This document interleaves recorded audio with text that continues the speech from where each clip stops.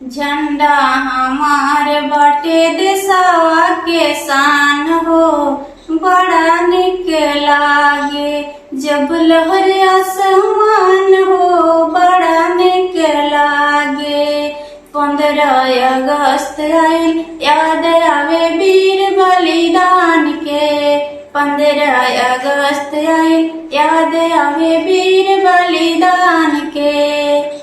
देशवा के लाज बचैलन जनवा देई के, बड़ा निक लागे जब लहर आसमान हो, बड़ा निक लागे। कितना माँ के गोदिया सुन भइल पतने के मांग हो, कितना माँ के गोदिया सुन भइल पतने के मांग हो।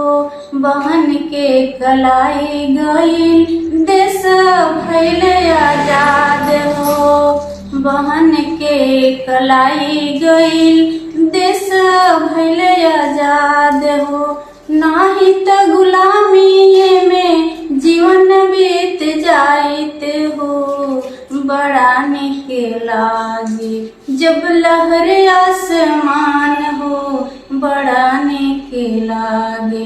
झंडा हमार बाटे देशवा के शान हो, बड़ा निक लागे जब लहर आसमान हो, बड़ा निक लागे। जय हिंद, जय भारत।